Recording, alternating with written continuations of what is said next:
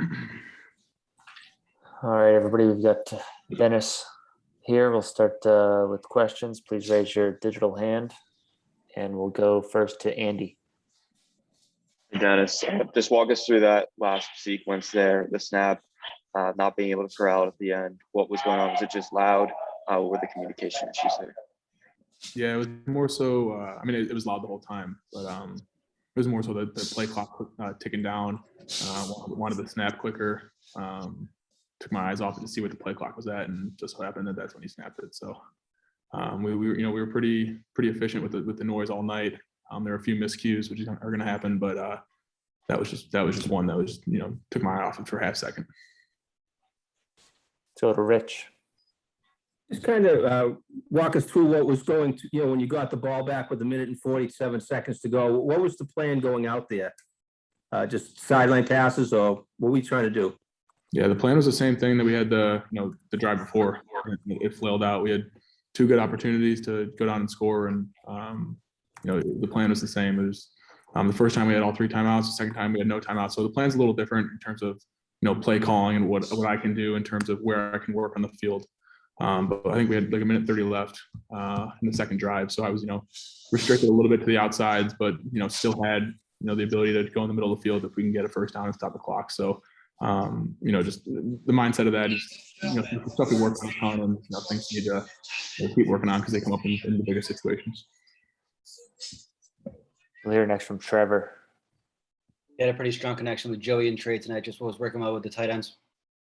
Yeah, we knew we were gonna have an advantage in the tight end position against some of their linebackers and their safeties. They were great all night. They made the plays when we wanted them to. Again, it's the game plan thing. We knew we were gonna have an advantage, and we executed that to a really high level. They worked their butts off all week and all game, and they're competitors because they're asked to block a ton. They don't get much love in that, so I love those guys. They make the big plays when they want to, and don't get much recognition for the way they block. Got time for 2 more with Dennis. We'll start with Ethan. Yeah, that last drive up until just the very end was almost perfectly executed. Do you think that's like a result of you guys practicing over and over again, or everything kind of clicking at once? Yeah, we do that a ton. I mean, you guys wouldn't believe how many times we do that. We do that probably 2 or 3 times a week with the team, and quarterbacks and the offense, the quarterbacks particularly do that every day.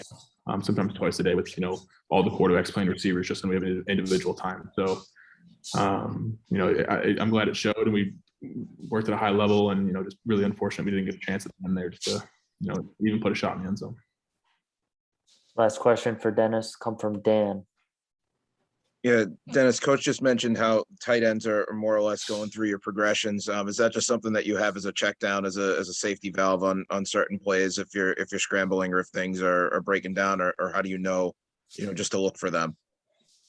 I would say very rarely they are the primary read.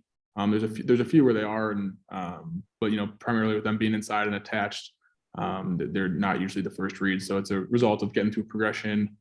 Getting off my first and second and third guys and getting to the tight ends in that situation. They're really sure-handed in the check down area and really sure-handed just anywhere on the field. So again, it's just them being in the right spot at the right time and working their butts off and doing what they're supposed to be doing.